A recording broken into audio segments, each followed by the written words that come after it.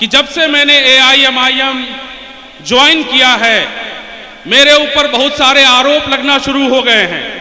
लोग ये पूछते हैं कि आप AIMIM के साथ क्यों हैं?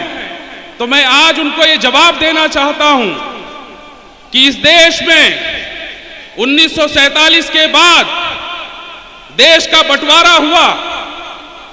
बंटवारे के बाद अंग्रेज जब इस देश से जाने लगे तो इस देश में उन लोगों को हुक्मरानी का करने का मौका मिला जिन्होंने इस देश में सदियों से गैर बराबरी की व्यवस्था के आधार पर अत्याचार किए।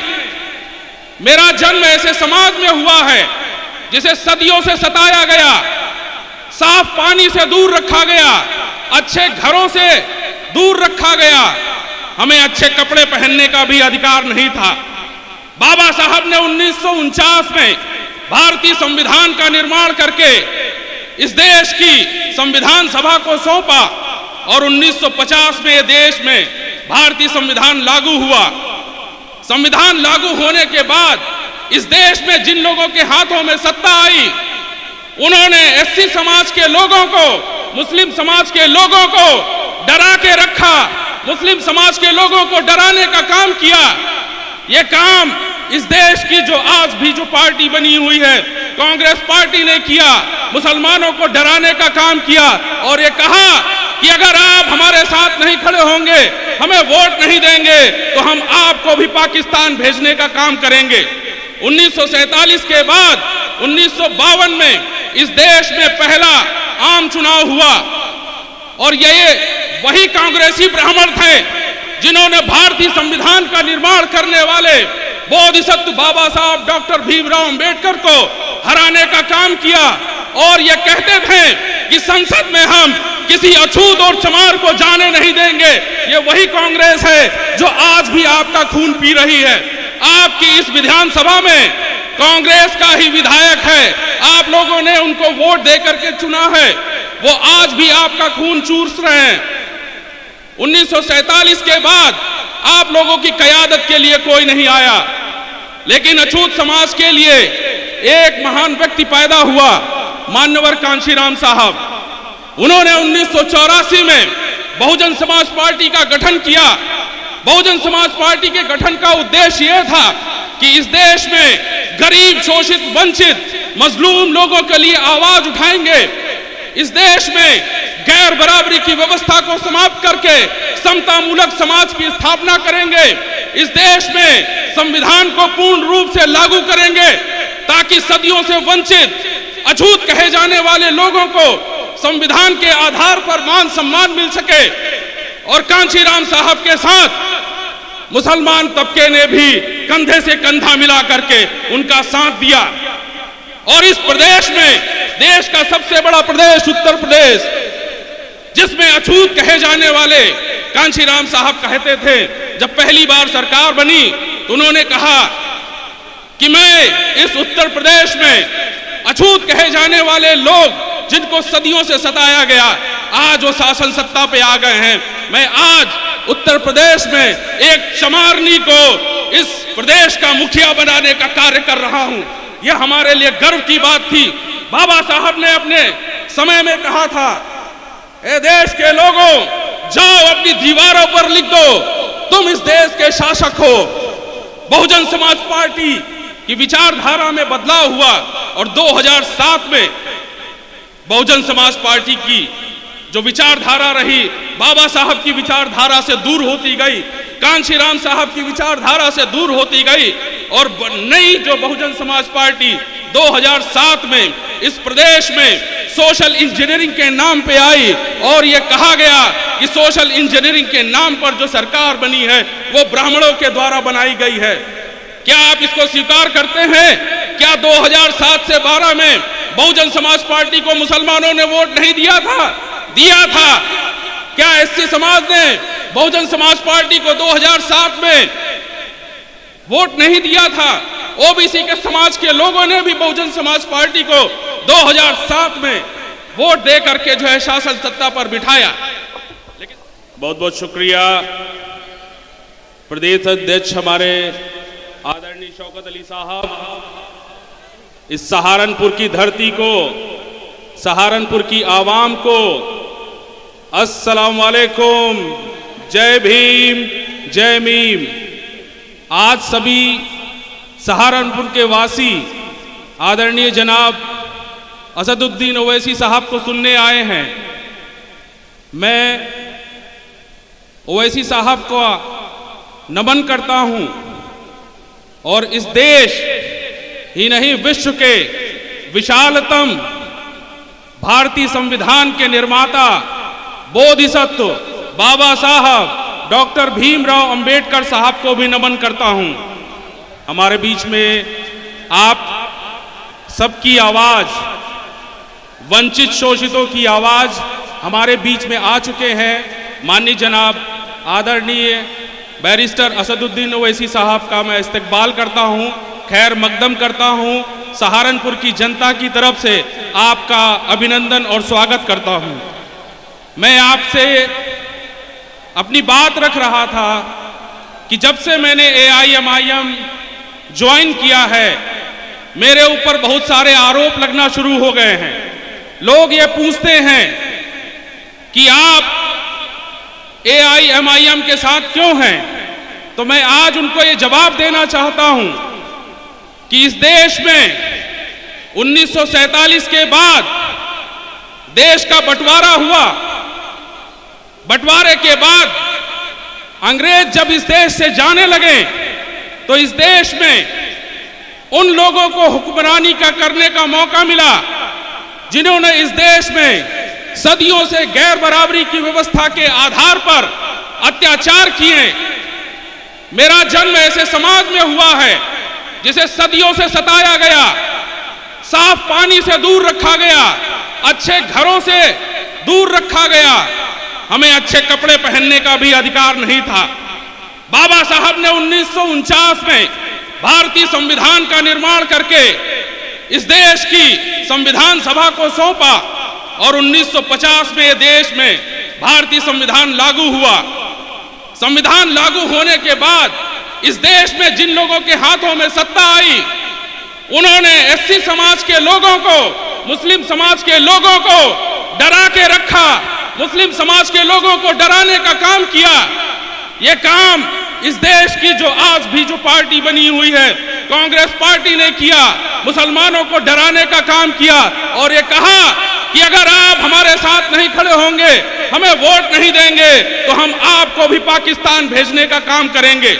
1947 के बाद 1952 में इस देश में पहला आम चुनाव हुआ और ये वही कांग्रेसी ब्राह्मण थे जिन्होंने भारतीय संविधान का निर्माण करने वाले बोधिसत्व बाबा साहब डॉक्टर भीमराव अंबेडकर को हराने का काम किया और ये कहते थे कि संसद में हम किसी अछूत और चमार को जाने नहीं देंगे।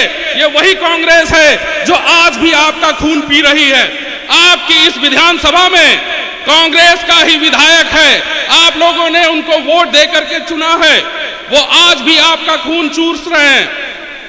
1947 के बाद आप लोगों की क़यादत के लिए कोई नहीं आया, लेकिन अछूत समाज के लिए एक महान व्यक्ति पैदा हुआ, मान्यवर कांशीराम साहब। उन्होंने 1984 में बहुजन समाज पार्टी का गठन किया। बहुजन समाज पार्टी के गठन का उद्देश्य यह था कि इस देश में गरीब, शोषित, वंचित, मजलूम लोगों के लिए आवाज उठाएंगे। इस देश में गैर बराबरी की व्यवस्था को समाप्त करके समतामूलक समाज की स्थापना करेंगे। इस देश में संविधान को पूर्ण रूप से लागू करेंगे ताकि सदियों से वंचित, अछूत कहे जाने वाले लोगों को संविधान के आधार पर मान सम्मान मिल सके। और कांशीराम साहब के साथ मुसलमान तबके ने भी कंधे से कंधा मिला करके उनका साथ दिया। और इस प्रदेश में, देश का सबसे बड़ा प्रदेश उत्तर प्रदेश, जिसमें अछूत कहे जाने वाले कांशीराम साहब कहते थे, जब पहली बार सरकार बनी तो उन्होंने कहा कि मैं इस उत्तर प्रदेश में अछूत कहे जाने वाले लोग जिनको सदियों से सताया गया, आज वो शासन सत्ता पे आ गए हैं। मैं आज उत्तर प्रदेश में एक चमारनी को इस प्रदेश का मुखिया बनाने का कार्य कर रहा हूं। यह हमारे लिए गर्व की बात थी। बाबा साहब ने अपने समय में कहा था, ए देश के लोगों, जाओ अपनी दीवारों पर लिख दो, तुम इस देश के शासक हो। बहुजन समाज पार्टी की विचारधारा में बदलाव हुआ और 2007 में बहुजन समाज पार्टी की जो विचारधारा रही बाबा साहब की विचारधारा से दूर होती गई, कांशीराम साहब की विचारधारा से दूर होती गई और नई जो बहुजन समाज पार्टी 2007 में इस प्रदेश में सोशल इंजीनियरिंग के नाम पे आई और ये कहा गया कि सोशल इंजीनियरिंग के नाम पर जो सरकार बनी है वो ब्राह्मणों के द्वारा बनाई गई है। क्या आप इसको स्वीकार करते हैं? क्या 2007 से 12 में बहुजन समाज पार्टी को मुसलमानों ने वोट नहीं दिया था? दिया था। क्या एससी समाज ने बहुजन समाज पार्टी को 2007 में वोट नहीं दिया था? ओबीसी के समाज के लोगों ने भी बहुजन समाज पार्टी को 2007 में वोट दे करके जो है शासन सत्ता पर बिठाया। लेकिन 2007 के बाद से परिस्थितियां बदली और नए नए नियम और कानून लाए गए बहुजन समाज पार्टी से, जो बहुजन समाज की जातियों के लिए ही अहितकारी साबित हुई। उसी दौरान मैंने आदरणीय ओवैसी साहब के विचारों को सुना। 2000 में जिस तरह से ओवैसी साहब ने बाटला इनकाउंटर की जो है धज्जियां उड़ा करके रख दी, जिस तरह से फेक इनकाउंटर की बात कही और जिस तरह से भारतीय संविधान की बात कही, संसद में वो उन्होंने जो है तीखे तेवर दिखाए और ये बता दिया कि मुसलमानों को अब कोई सता नहीं सकता है। मुसलमानों के बीच मैं आ रहा हूं, मुसलमानों की बात मैं करने आ रहा हूं। और आज आपके बीच में सिर्फ मुसलमानों की ही बात नहीं है। कांशीराम साहब के जाने के बाद आदरणीय ओवैसी साहब ने इस देश के एससी, एसटी, ओबीसी और मुसलमानों की बात कही तो बहुत सारे लोगों को मिर्ची लगती है कि ओवैसी साहब सिर्फ मुसलमानों की बात करते हैं। ओवैसी साहब ने जिस तरह से 2014 के बाद इस देश में सरकार आई, गाय के नाम पर मारा जा रहा था, कभी किसी को धर्म के नाम पर मारा जा रहा था, जात के नाम पर मारा जा रहा था, किसी ने आपकी आवाज नहीं उठाई। 2014 से ही ओवैसी साहब ने अपने तेवर तेज किए और मुसलमानों के ऊपर हो रहे अत्याचार और एससीओं के ऊपर हो रहे अत्याचारों के लिए लड़ाई लड़ी। मैं धन्यवाद करता हूं ओवैसी साहब का कि आपने रोहित वेमुला की जो मर्डर हुआ उसके लिए आपने बहुत ही बेहतरीन आवाज संसद में उठाई। हमारे कोई भी एससी समाज के व्यक्ति ने रोहित वेमुला को लेकर के कोई भी आंदोलन नहीं किया। बहुजन समाज पार्टी ने संसद में अपने मुंह सिल लिए। 131 सांसदों ने अपने मुंह पर पट्टी बांध करके रखी।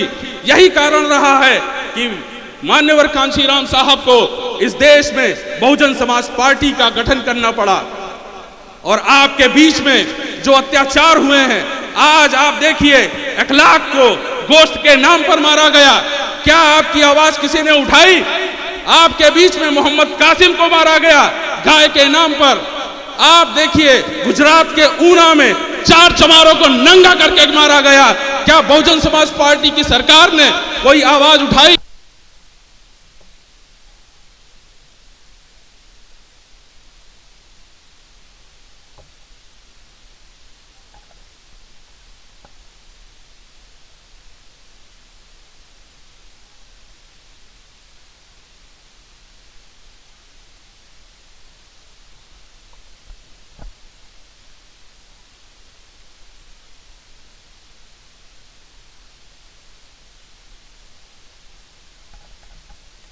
अखलाक को मारने का काम किया, इनके मुंह से आवाज नहीं उठी।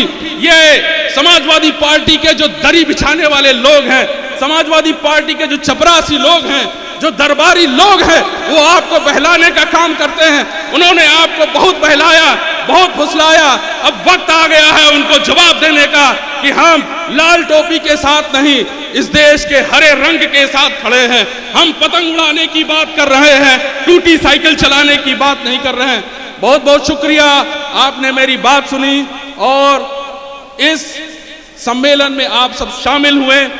आपसे उम्मीद है कि आप ओवैसी साहब के हाथों को मजबूत करेंगे और इस प्रदेश में हरे रंग का परचम फैलाएंगे और पतंग को आसमान तक ले जाएंगे। एक बार बहुत बहुत शुक्रिया। अस्सलाम वालेकुम, जय भीम, आदरणीय ओवैसी साहब जिंदाबाद, AIMIM जिंदाबाद।